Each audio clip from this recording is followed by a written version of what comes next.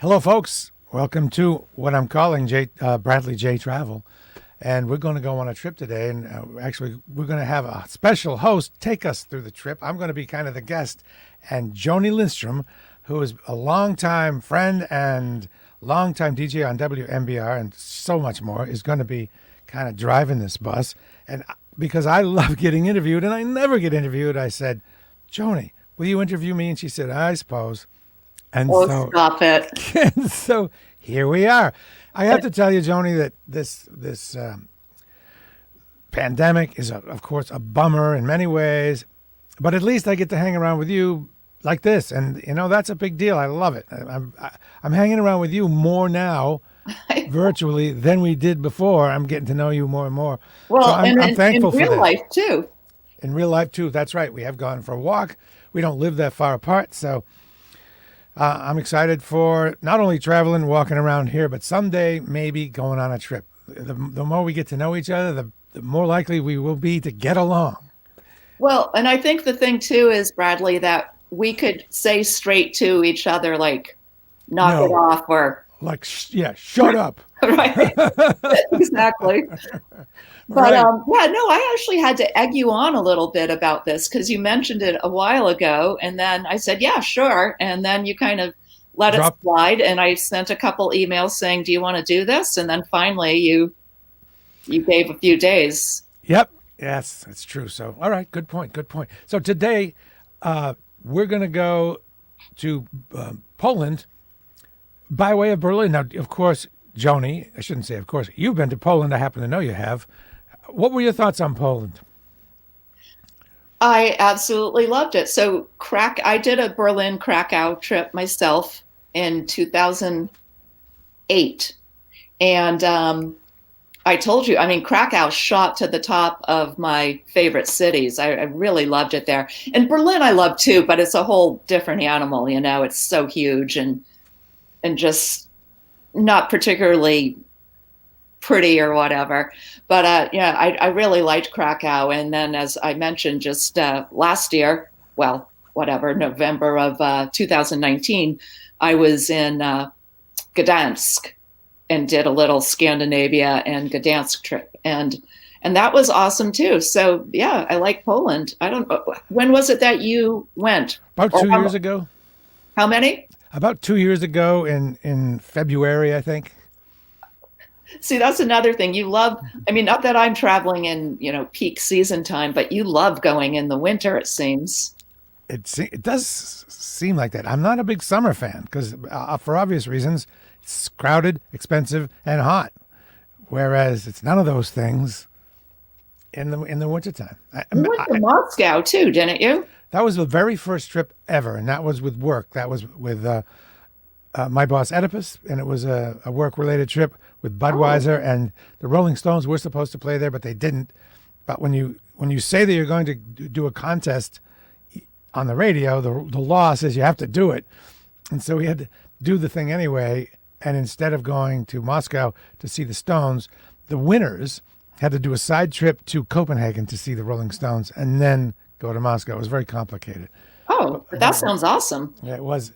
That was my first trip outside of the United States. So let's get underway to on this Berlin trip. I'm gonna, if that's okay, spend a little time in Berlin because there's a real good travel story that is related to that. Want to hear it? I do. I'm waiting for the pictures. And okay. All right, here we go. I'm using StreamYard, by the way, instead of Zoom. You folks might want to try it. It has some advantages. We can talk about it later. Now, I'm going to screen share. It has a screen share ability. If it has the ability, do I have the ability to do it right? All right. So, and Joanie, please interject any of your experiences with regard to either of these countries or cities. First, do you know a guy named Bob W. who was a record guy? Probably not. He went to the University of New Hampshire. Bob W. At any rate, he said, I told him I was going to Berlin. He said, if you ever I said I was going to Europe, and he said, if you get to Berlin, call this number. name's Corolla. I kept the number in my wallet and forgot about it. And then after going to Hamburg, you know how bad the jet lag can get. I was super jet lagged and freaked out because it was my first time. And this is where I pull into. It looked like World War II because it probably hadn't changed much since World War II. This is probably 1991. And look at it, Joanie. Imagine arriving alone. You don't know how to use the money. There are no euro yet. Don't know how to use the pay phone. And I just get in there. I'm all kind of tired out. I called. No one answered. Just a German answering machine. You know how that would be. You can't understand it. So I waited 15 minutes and she picked up. And she was the most wonderful person. There she is, Carola. And I said, "Hi, my name's Brad," because that was my name back then. And Bob W. told me to call you if I was ever here. She said, "Okay, I'll be there in 10 minutes." And she pulled up in 10 minutes, took me to her house, gave me the key, and said, "There's beer in the refrigerator. I'm going to stay with my friend." That's the kind of... Oh, my God. Right. That's the kind of travel thing, wait, really. But Bradley, let me ask you this. Why did you not call her before you left? Well, I didn't know if I was going to go to Berlin. It was a Eurail pass thing, and I just played it by ear. Okay. And I didn't. By the time I got to, why didn't I call from Hamburg? I don't know. Maybe I might have forgotten about it. But at some point I remembered, and it turned out well. And this was her house. She's much into the music that we're into, and she has been in the music business all the time. What she does now is book dance, what do you call them? Techno guys, techno artists in Berlin. And there was a club named Tresor, a big club in Berlin that she and her boyfriend ran. And this is Carola with her friend Anya, and some local Berlin band that she was involved with. Doesn't it look German? And this, my final picture of her, she was a DJ just like you. Now this is just after the wall came down, and near Friedrichstrasse, that was one of the borders. And what people would do is they'd go over into the east, into these abandoned buildings, and plug in lights and bring booze and somehow string big, long extension cords to somewhere where there was power, and they would have these parties in there, even in the winter. And this is one of them. As you can see, there are not many lights, and they were still playing 80s hip-hop in like 91. It struck me that they were pretty far behind, but there she is, and that was a cool experience. And... yeah, what have we got here? This, you might think it's shop class, but it's a restaurant, and the furniture is made out of saw blades and scary metal things. If you notice the jagged edges on the table right here, that's a saw blade. And I included this picture because I just felt that it kind of was typical of the vibe in Berlin. When did you go, Joan? You've probably been more than once.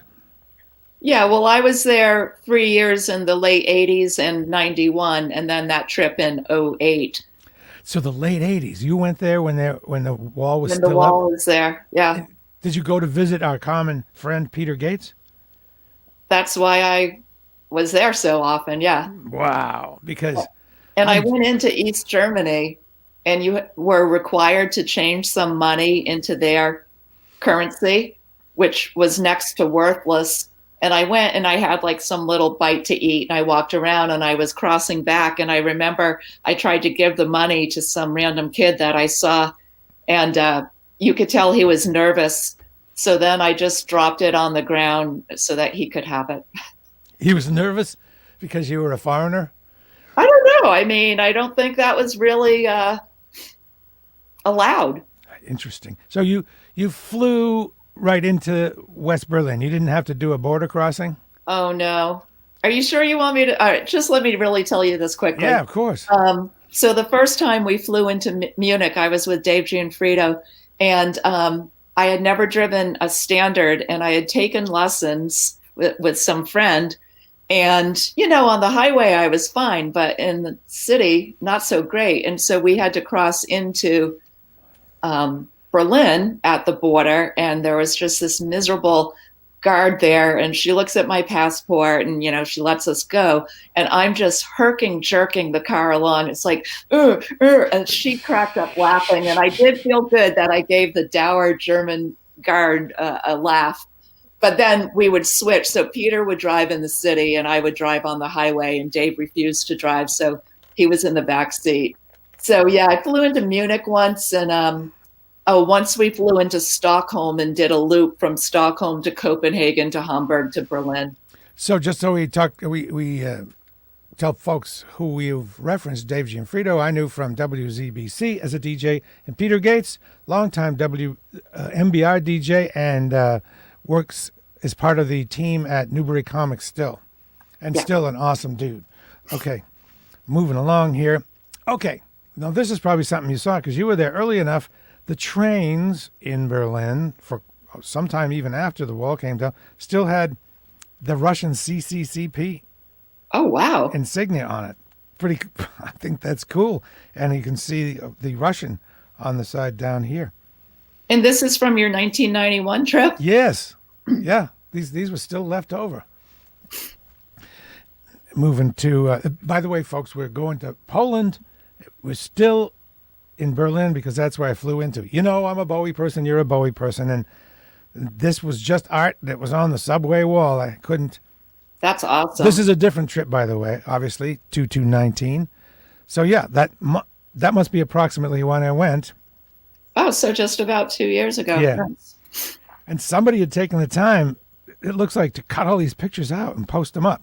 This was not a finished poster. This is something that was a one-off deal that somebody had made.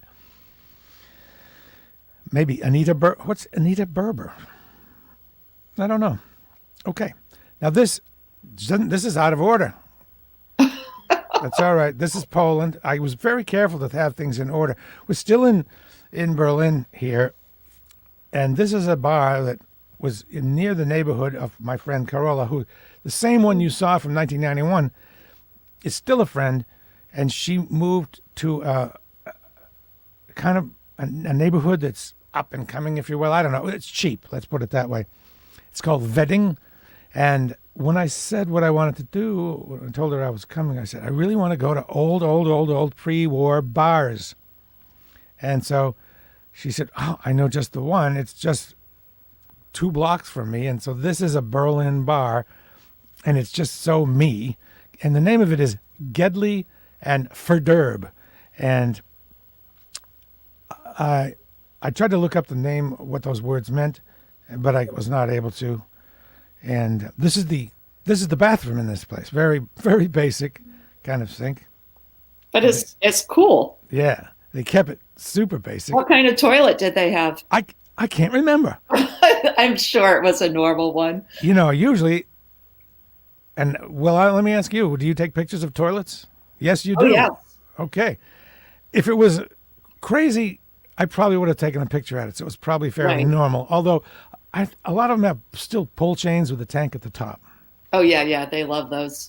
And this is the crew. This is Carola now. This is Natalie, the owner, and then their common friend.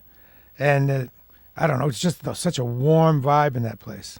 Was this neighborhood on the east side, I assume? Well, this is modern now, so I don't. No, I know, but I don't have any longer. Former... I don't know. I can't get a grasp of east, west, and north and south. Wedding. I can look that up at another time and let you know. So now we get on the trip here. Here's the part, and we can talk about this some, Joanie. You can ask me about my fascination or some other word for Bradley, trains. let me ask you this first. Trains, yeah. How many times do you travel with somebody else? Good question. Anytime I can, but if I can't find anybody, sometimes I just have to go. The trips are shorter if I go alone. Maybe half the time. Okay. But if I have a destination with somebody I know, I'll completely go alone. Even if I'm only there 1 or 2 nights, just knowing I have somebody I can go have a drink with once in a while, it seems to take care of it. So is this is a video. I haven't. Let's see what happens. This is just a train. This is. Let me stop this. The reason I included this is because this is the main train station in Berlin.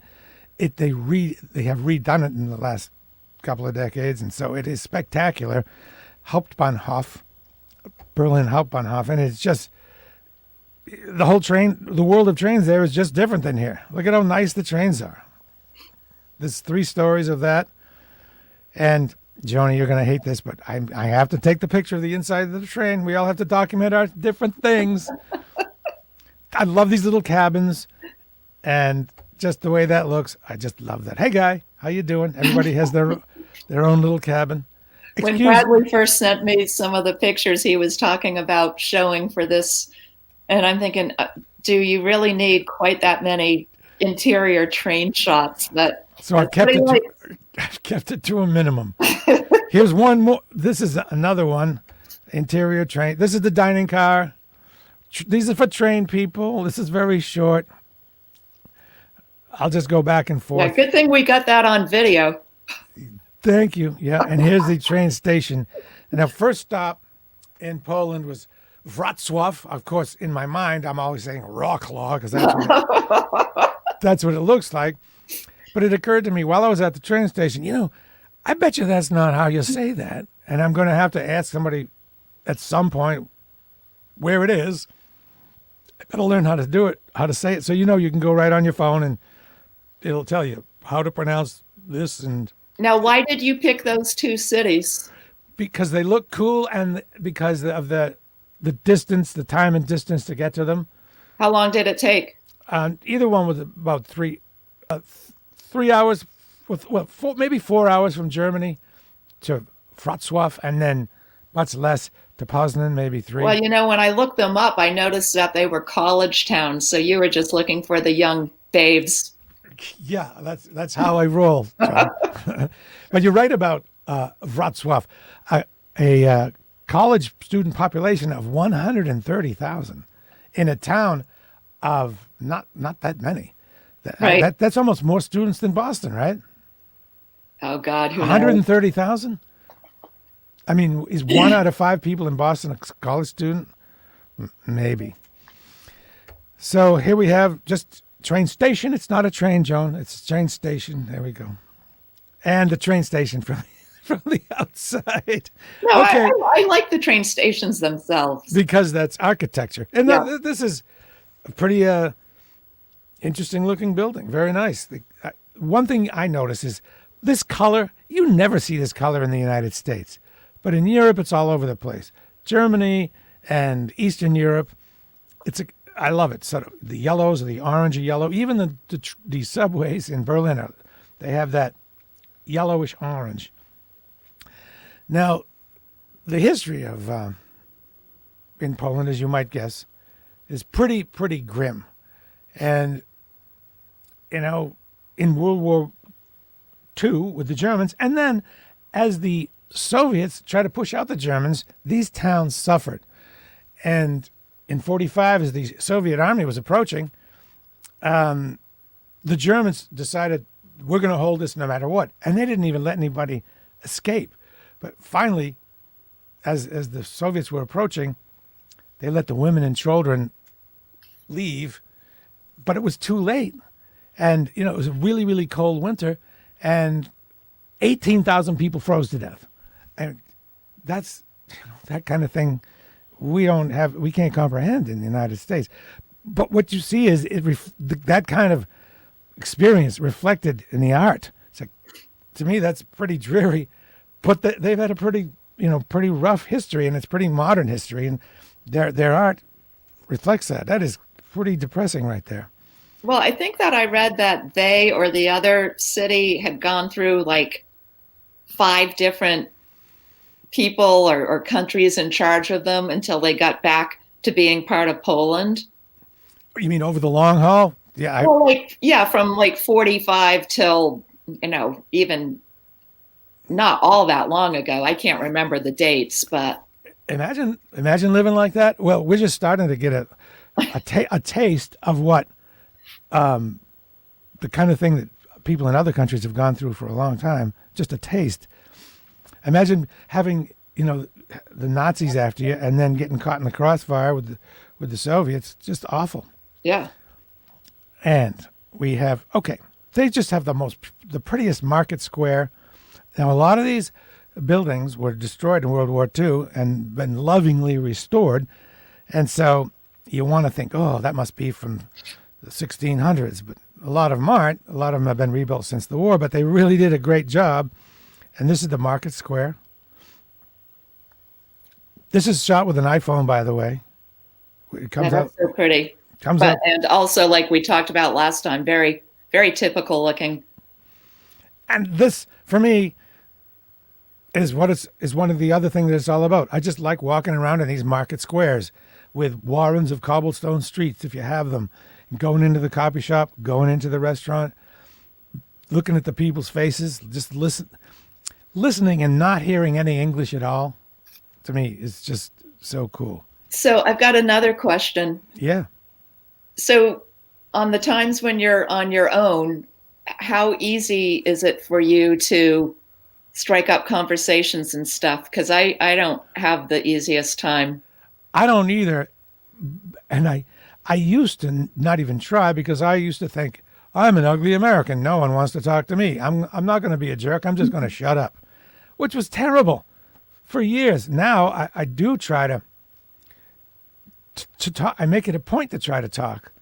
And if I think that they speak English, I will definitely say something to test the waters. And if they respond, then I will talk and I'll ask questions.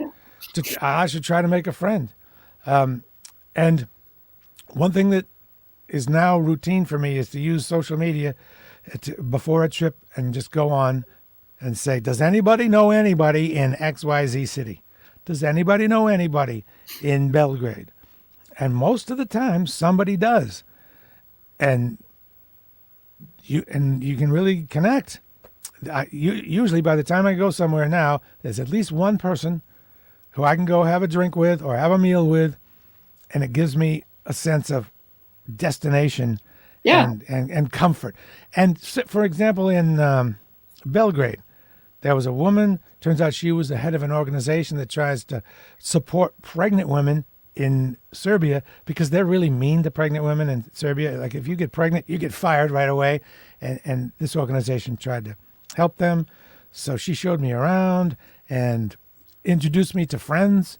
And that's cool. So now I don't have to really depend so much on striking up conversations, but I really try to now. This is a Wrocław, or what looks like Wrocław. This is the town hall. This took over about 300 years to build.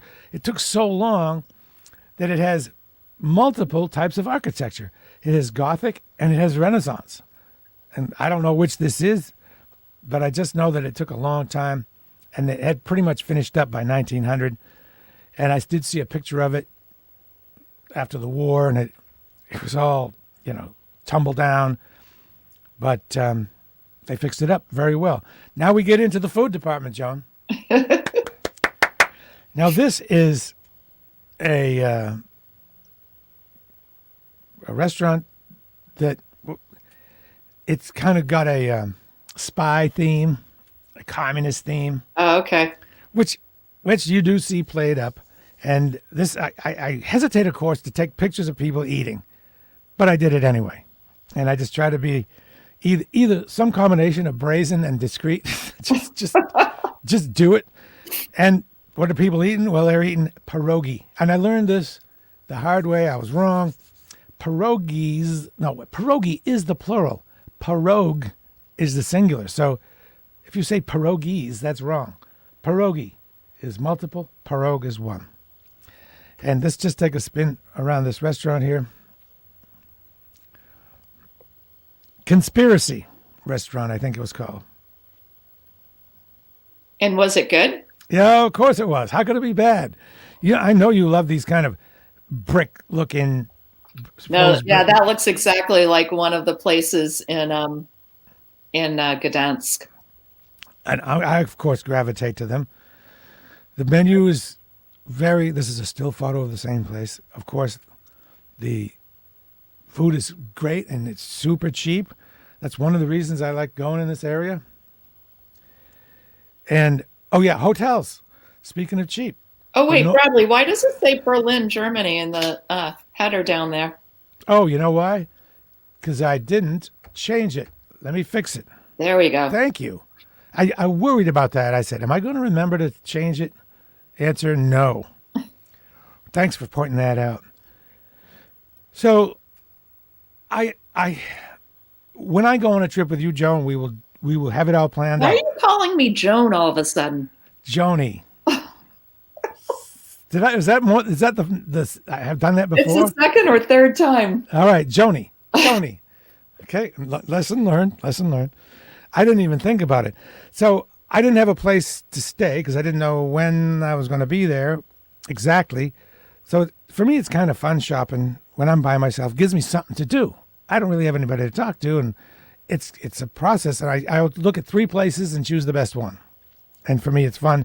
And in a place like this, you can afford the best place in town. There was a 5-star restaurant on this 5-star hotel on this street. It was like $100. It wasn't that great, but still, it was better than most. And this is the inside of this is the lobby. I wish it was my room, but this is just the lobby. So that answers one of my other questions. How much planning do you do? Not a whole lot. It depends on who I'm going with, but if it's correct, if I don't really know when I'm going to be where, and if it's a trip with a rail flexi pass with 3 or more countries that connect to each other, I'm not sure where I'm going to want to go, so I don't book ahead of time. Wow. Except for the first and last, because I know I'm going to have to be in the town for the airport. And if I do find a place that I like and a town that I like, I'll say, can I stay here multiple times? I've had real good luck with Airbnb recently. And how about yourself? I haven't done it in Europe, but I've had good luck. Oh, wait. Well, I did do it in Colombia. But yeah, I've had good luck. So that's more and more going to be the thing. It just seems like you get a bigger bang for the buck. You do, but sometimes just having the hotel, I don't know, having the people at the front desk, all that stuff. Yeah. I would never stay in a Airbnb with the people there. I would only stay in them where you get the whole place to yourself. I did it twice. It wasn't too bad. All right.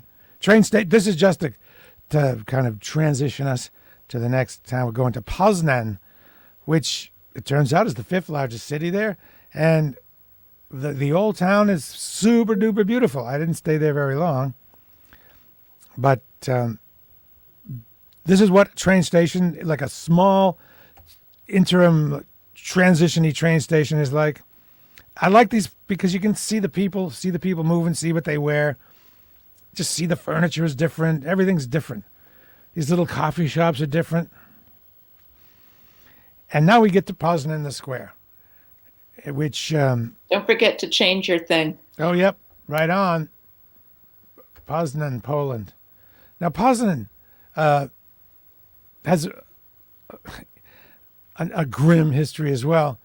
The Germans, they operated 4 sub-camps, sub-concentration camps from here and from, near this area.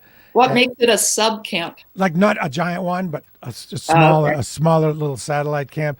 For example, in 3 of them, there was a total of 3,400. And then in that one, they had Russians, Italians, French, and Ukrainians.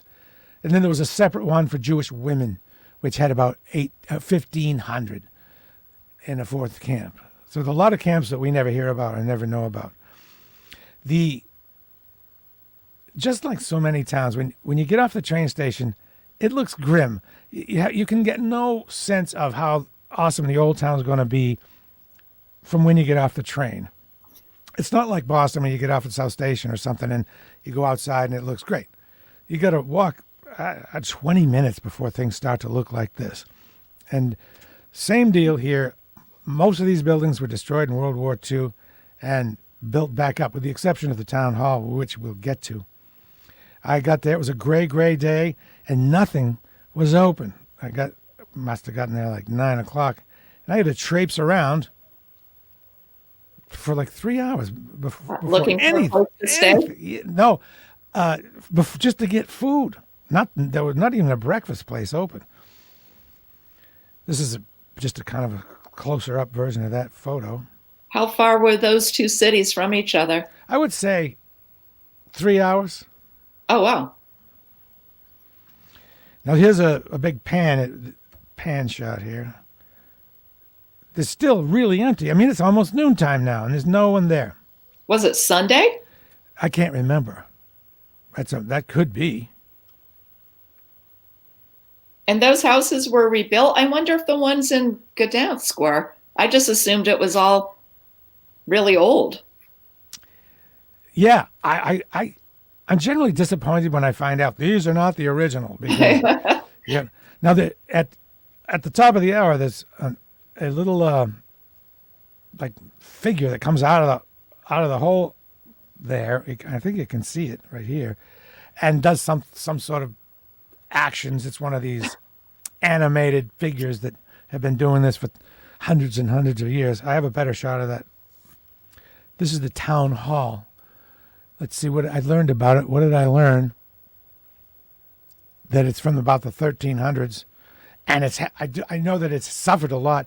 There was a hurricane, and of course wars, and a fire, and it's been, they keep it looking nice. And here's one of those restaurant experiences. You every once in a while there's a magic one, right, Joanie? It just definitely. What did you eat? Goulash? I ate pierogi, of course. Again. Yes, everywhere. I needed to really understand what the real thing was, and they were with sauerkraut and mushroom. This place wasn't just barely got open. I knocked on the door and said, "Are you open?" He goes, "Yeah, come on in." I said, "Thank God, I was so hungry." I was the only person in there. This is the view from the restaurant out the window, and you can see that town hall that we just saw a minute ago. And that was the view. Still nobody there. It's beautiful. It almost looks like it's a for lease sign in the front down there. Yeah. And a better shot of it. And now I believe I have the food here. If I can, the thing is frozen up.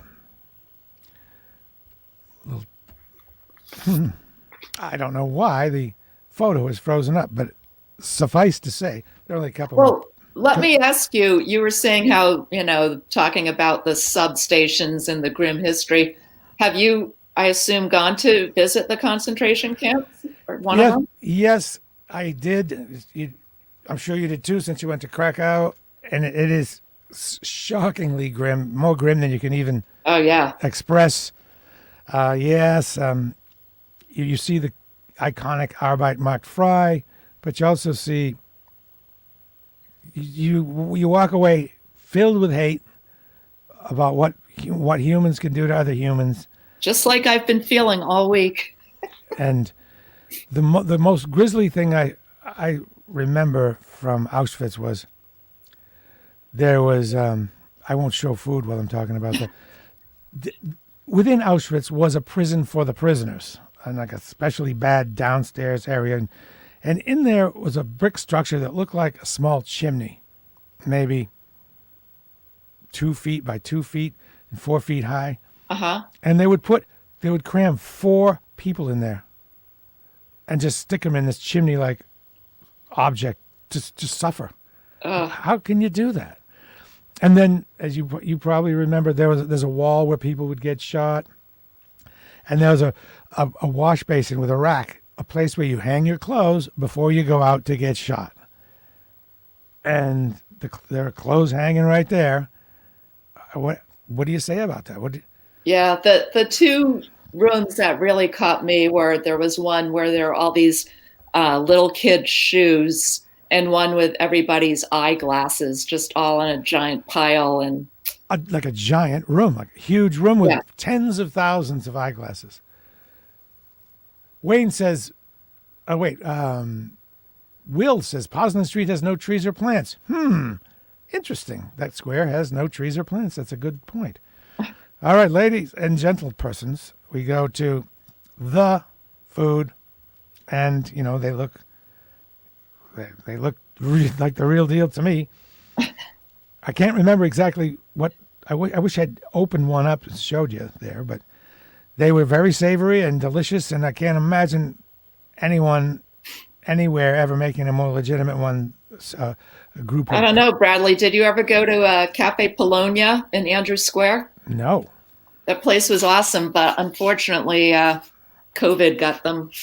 Oh man, I do think that any of these will come back after COVID if they can get a better deal on the rent, or do the people just cash in and say, you know what, I'm done? Yeah, who knows? Okay, this is a regular. What do you call them? Street. What's the real word? Street performer? Yeah, begins with a B. Busker? Busker, yeah. But this is not a guitar. This is not Mary Lou Lord. This is an entirely different thing. Kind of a bagpipe, kind of not. He's going to sing in a minute. We can all sing along.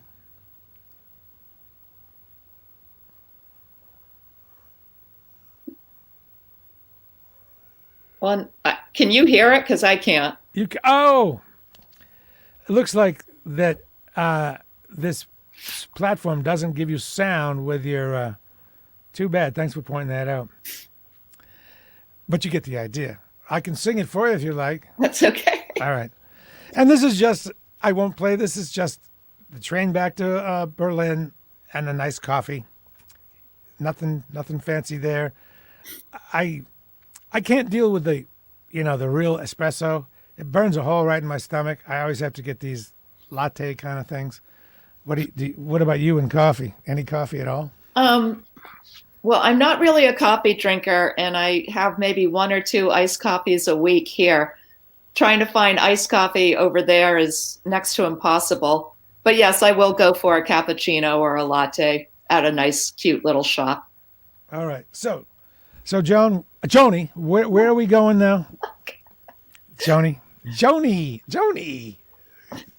Wait, do you have bad? Are there bad images of Joan, like Joan Crawford or something? No, number one, you've never called me Joan in like 30 years of knowing me. True. Number 2, yes, I hate being called Joan. It's like waiting in the doctor's office.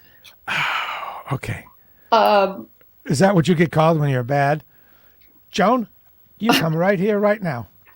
Growing up, I was half Joan, half Joanie, so it's not like it's like completely foreign. But no, I hate it. All right, Joanie, please. All right. So what else did I want to ask you? All right. So talk about your love of flying. I don't understand how you get excited about it, because you're flying economy class, right? Yes. Ugh. Yes. But I do try to. I will pay extra for an extra legroom seat because I'm saving so much money on airfare. Airfare's got really cheap, and I would take that extra few bucks and try to get a little extra legroom. Or I would go to that website that allows you to choose your seat and try to get one that looks like it might have more room. Or at least I'll get an aisle or something. And what do I like about it? Well, I like going to the airport, and I feel all excited at the airport, just brimming with excitement. I have my little nips. I'll have a Bailey's nip after I get through the security. Here we are. I got to kill a little time. Bailey's nip. It's my little reward. And then I'll get on the plane and hope for a decent seat, and hope for a tiny person beside me. It's such a chance. Are you going to get some barrel-chested dude who, there are people that, and this is no diss, but some people just have to sit for 8 hours with their arms crossed because there's no room for them to sit their arms on the armrest. And I love the takeoff, Joanie. I love it. Just the rush and then the whole airplane thing. And then even at night after the meal, I love my little airplane meal. And then dozing off, watching some movie. As you're over the Atlantic, kind of in a zone, watching the movie maybe, hoping there's not terrible turbulence. And then usually you have a connection, so landing in the connection, the whole thing. The big stress comes from making the connection. They only allow you like 50 minutes sometimes, and you have to go. Sometimes they park on the tarmac, so you have to wait for the bus. Then you have to go through the customs, and then you have to go through security again. And there can be huge lines, customs, security, and passport control. And the chances you miss it are pretty good. That's the only thing that stresses me out. Yeah, I usually try to avoid the 50-minute layover if at all possible. What's your maximum layover? Oh, You'll say, would you do 50 minutes or 4 hours if you had to choose between the two? that's a good question. I mean, they always say we wouldn't schedule that if you couldn't do it. So who knows? They say that. I know. But, sometimes, I run so hard that I think I'm going to have a heart attack. And then I get there, and of course it's delayed, and I'm glad it's delayed. Right. And sometimes I run, but then they're waiting for other people. Oh yeah, well we're waiting for a couple other people. Oh really? Well, they should run too. So when was the last time you were at like a major tourist city, for lack of a better Well, term? you mean not Berlin? Berlin would be the most recent, Okay. 2 years ago, and then Athens was probably the one before that, and I only stayed in Athens for one night because it was just on the way to the islands, but I liked it better than I thought, and I'd like to go back there. It was super funky. Well, but which were you at one of the major vacation islands of Greece? No. Oh, okay. They seemed pretty far. I just was going to go to the three islands, and I think it's the Saronic, only within 2 hours of a 2-hour ferry ride of Athens. There was one of them that had no cars. If you look at Rick Steves, he does that island, I think. I only got to one called Egina, which was super charming, but there was a strike, which I guess happens a lot in Greece. Wow. So I ended up staying there for 4 days, and then moved on. I had to actually hire a water taxi to get out of there because the ferries had shut down. Yeah, I keep seeing various little Greek deals on my travel emails, and I've got to get over there, but that's a whole other thing. So where do you envision, I mean, I know, like in a perfect world, where do you envision Right now? yourself going next? Palermo, Sicily, or Porto, Portugal, and back to Athens, and maybe back to Rome if it's not during the high season. Those are the things in my mind now. Other things that, I think about Tirana, Albania, and then I look and I'm like, I don't know. I do. There's a point where it's just too gritty to bother. You've seen one post-communist town that never got it together. You've kind of seen them all. I mean, that's a generalization, but you know what I mean. But a lot of it is on the ocean or sea or whatever. Yeah, that's right.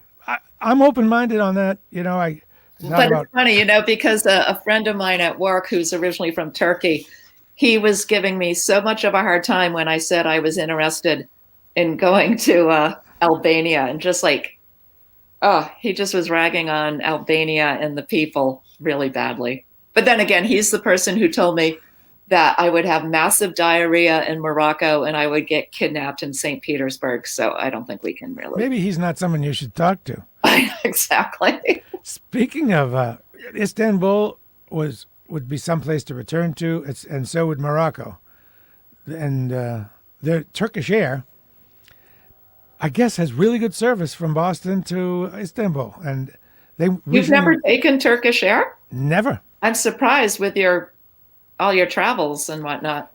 I Usually mean, neither am I, but you got to go to you know, Istanbul. A lot of them, you got to go all the way to Istanbul, which is 10 and hours, sit there forever. and then back a little bit. So Yeah. that kind of puts me off. I end up on Lufthansa. Lufthansa goes generally everywhere I want to go, at generally about the time I want to go, and I do love them. I don't do the frequent flyer, which is stupid.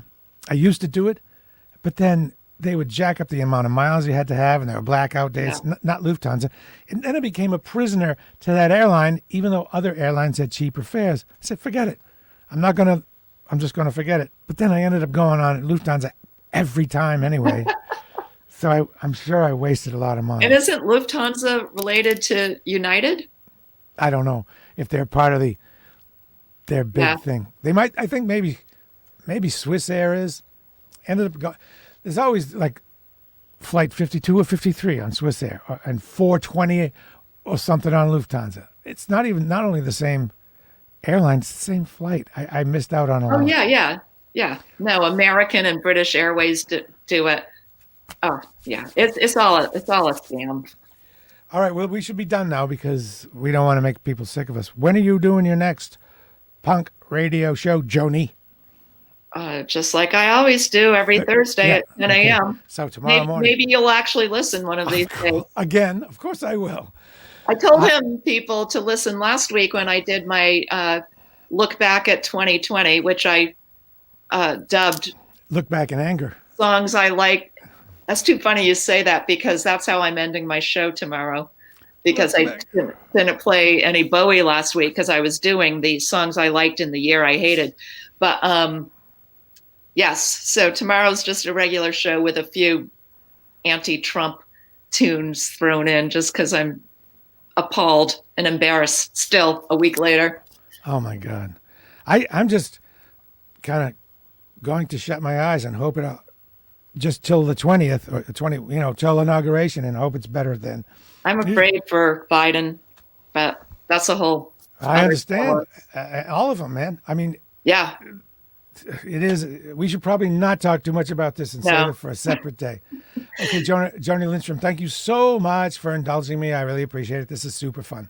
You are welcome. Bradley J., the world traveler. And Joanie, world traveler. And someday we shall do it together. Bye, Don't Joanie. hold your breath. Bye, Joanie. All right. I'll talk to you later. Thanks, everybody.